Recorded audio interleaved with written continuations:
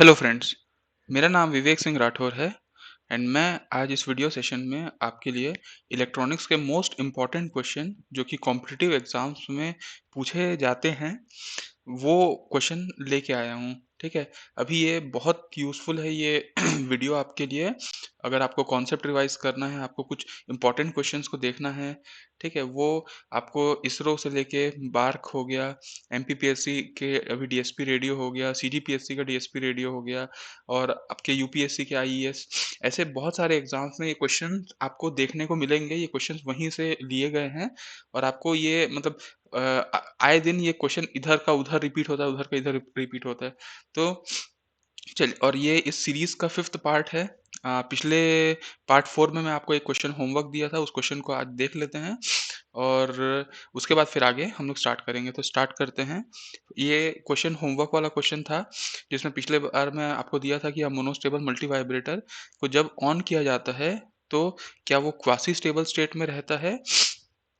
First statement तो देखिए, first statement गलत बोलता है क्योंकि मोनोस्टेबल मल्टी वाइब्रेटर का मतलब है मोनोस्टेबल मतलब सिंगल स्टेबल, एक सिंगल स्टेबल स्टेट में वो रहता है और उसके अलावा अगर उसको अपन एक्साइटेशन देते हैं तो वो एक क्वासी स्टेबल स्टेट में चला जाता है। ठीक है, और उसके बाद फिर उस सिंगल स्टेबल मतलब अपने स्टेबल स्टेट में आ जाता है। तो यहाँ पे ये कहना गलत है कि उसको ऑन करेंगे तो वो सीधा क्वासी स्टेबल स्टेट में चला जाएगा। ठीक, वो स्टेबल स्टेट में भी रहता है लेकिन उसकी स्टेबल स्टेट सिंगल होती है, इसलिए मोनोस्टेबल नाम है उसका।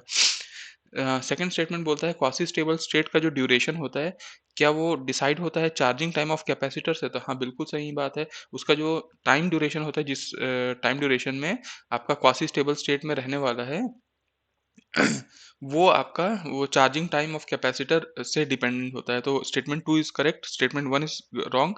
तो इसका सही आंसर है D, statement 1 is false but statement 2 is true. एक सब्सक्राइबर है सत्यमेव जयते करके, उन्होंने सही आंसर दिया था कमेंट बॉक्स में, तो बधाई हो आपको। और इस वीडियो में भी लास्ट में एक क्वेश्चन है जो होमवर्क रहेगा, वो आप लोग उसका आंसर कमेंट बॉक्स में बताइएगा। तो चलिए आज का सेशन स्टार्ट करते हैं। फर्स्ट क्वेश्चन है ripple factor full wave rectifier का कितना होता है।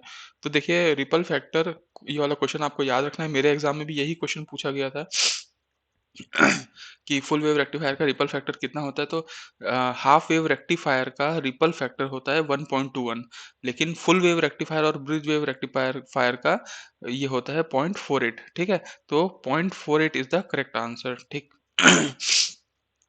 आगे आते हैं हम लोग नेक्स्ट क्वेश्चन में। नेक्स्ट क्वेश्चन बोलता है कि कंसीडर करते हैं फॉलोइंग स्टेटमेंट को।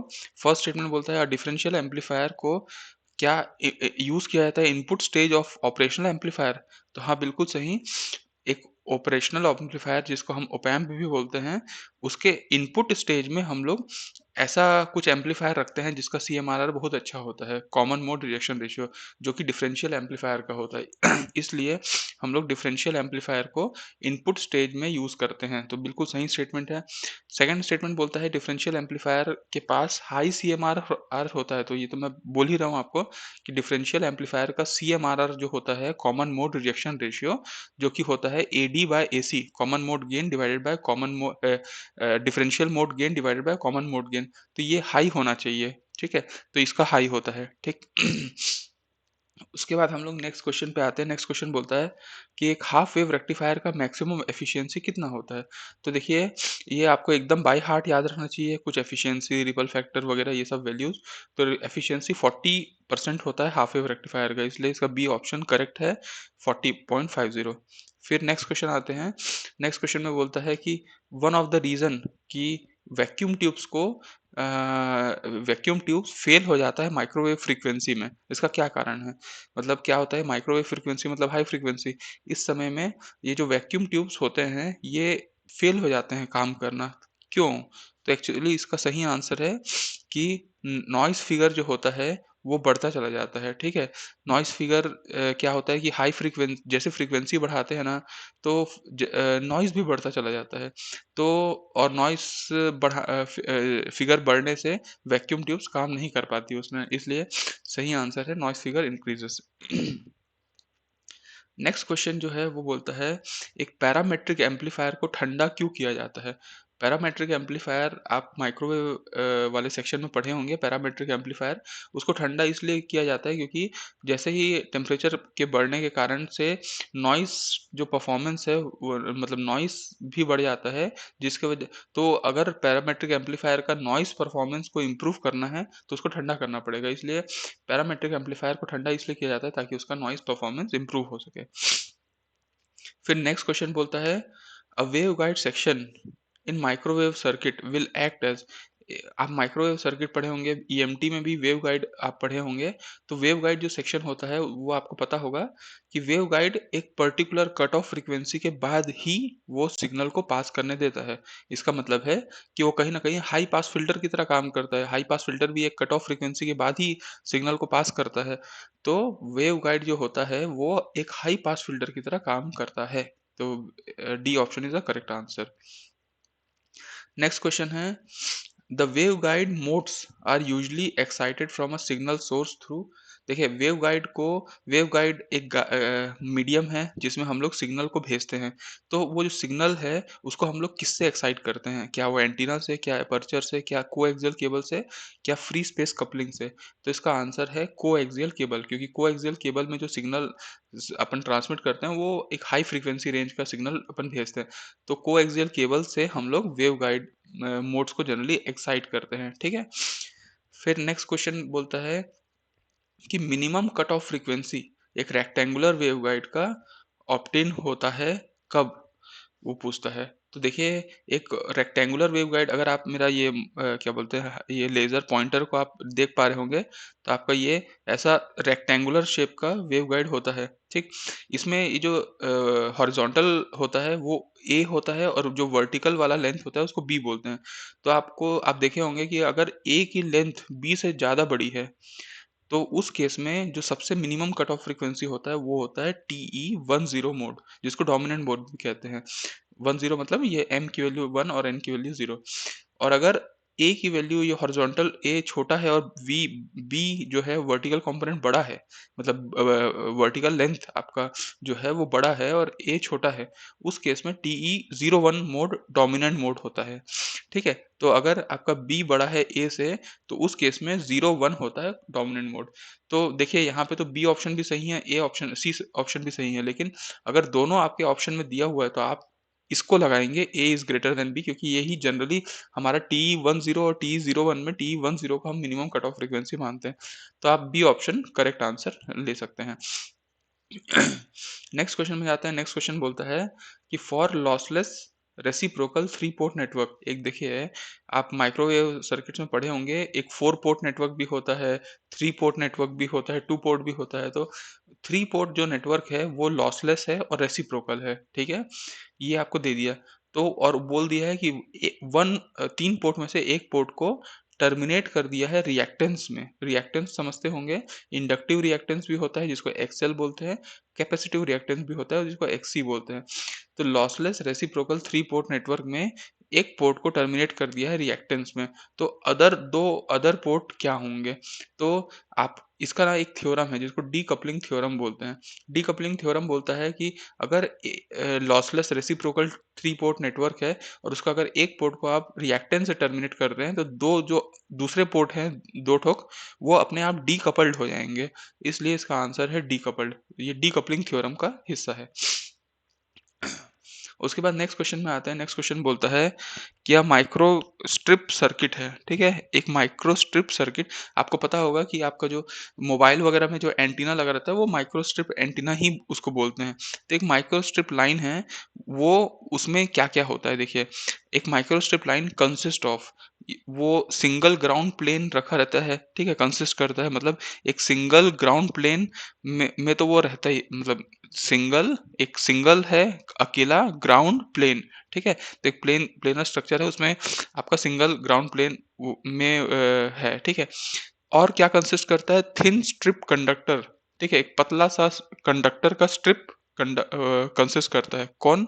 Microstrip line.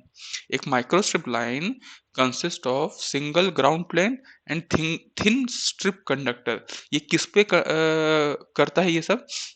तो ऑप्शन है कि कंडक्टिंग प्लेन पे करता है, सेमीकंडक्टर स्लैब पे, लो लॉस डाइलेक्ट्रिक सबस्ट्रेट पे और हाई लॉस डाइलेक्ट्रिक सबस्ट्रेट पे। तो आपको याद रखना है कि माइक्रोस्ट्रिप लाइन जो होता है वो किस पे वो करता है, एक डाइलेक्ट्रिक सबस्ट्रेट पे करता है, ठीक है। वो आप यहाँ पे डाइलेक्ट्रिक सबस्ट्रेट पे होता है ये। और आप चाहते हैं क्या कि डाइलेक्ट्रिक जो सबस्ट्रेट है वो ज़्यादा लॉस करे, तो हम बिल्कुल नहीं चाहते। इसीलिए इसका आंसर होगा लो लॉस डाइलेक्ट्रिक सबस्ट्रेट, ठीक है। तो एक माइक्रोस्ट्रिप लाइन जो होता है वो सिंगल ग्राउंड प्लेन पे कंसिस्ट होता है, मतलब कंसिस्ट करता है सिंगल ग्राउंड प्लेन और थिक स्ट्रिप कंडक्टर, किस पे, on a low loss dielectric substrate, ठीक है। डाइलेक्ट्रिक सबस्ट्रेट पे ये सब रहते हैं, और वो डाइलेक्ट्रिक सबस्ट्रेट कैसा है, लो लॉस वाला। नेक्स्ट क्वेश्चन में आते हैं। नेक्स्ट क्वेश्चन बोलता है कि पैराबोलिक रिफ्लेक्टर जो होता है वो कासे ग्रेन फीड को यूज करता है। अब आप बोलेंगे कासे ग्रेन फीड क्या होता है, तो कासे ग्रेन फीड का मतलब होता है सब रिफ्लेक्टर।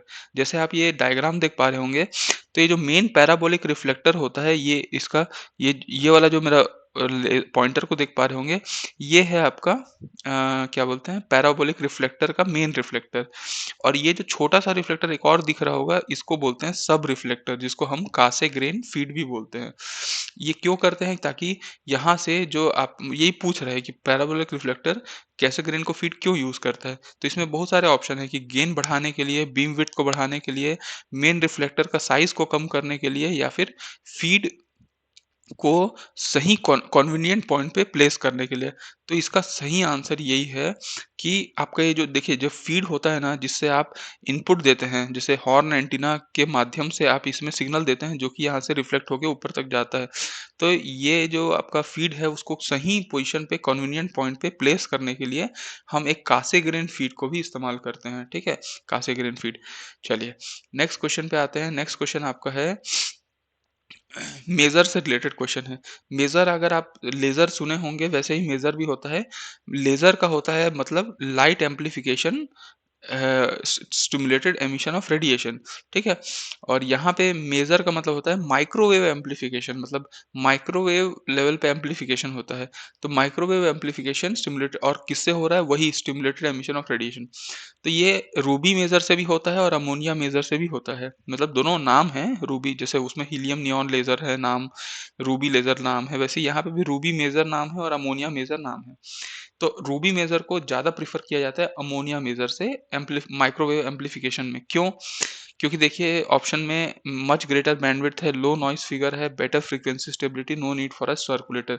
इसका सही आंसर है low noise figure. Actually ruby maser भी एक मेजर है और अमोनिया मेजर भी एक मेजर है, लेकिन जिसका नॉइस फिगर कम रहेगा उसको प्रीफर किया जाता है। तो रूबी मेजर का नॉइस फिगर कम होता है अमोनिया मेजर से। फिर हम लोग नेक्स्ट क्वेश्चन में आते हैं।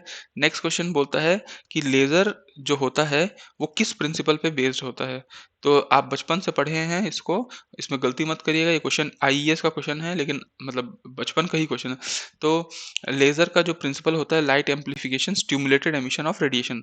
तो यहाँ दो टाइप का एक्चुअली एमिशन होता है, स्पॉन्टेनियस और स्टिमुलेटेड, बट लेजर जो होता है वो स्टिमुलेटेड एमिशन पे बेस्ड होता है, ठीक।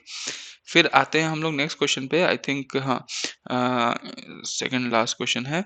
मैग्नेट्रॉन जो होता है वो हाई पावर माइक्रोवेव एम्पलीफायर होता है कि लो पावर माइक्रोवेव एम्पलीफायर, कि लो पावर माइक्रोवेव ऑसिलेटर होता है कि हाई पावर माइक्रोवेव ऑसिलेटर। तो यहाँ आपको दो चीज दिख रहा होगा, क्या वो लो पावर है, हाई पावर है, या एम्पलीफायर है, ऑसिलेटर है। तो इस चीज को याद रखिएगा।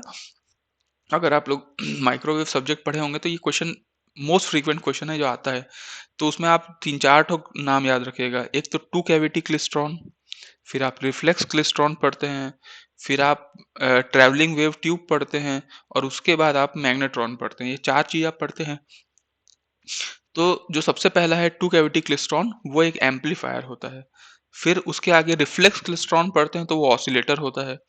उसके आगे आप क्या पढ़ते हैं, ट्रैवलिंग वेव ट्यूब, फिर वो एम्पलीफायर है। और फिर मैग्नेट्रॉन पढ़ते हैं, वो फिर आपका ऑसिलेटर होता है।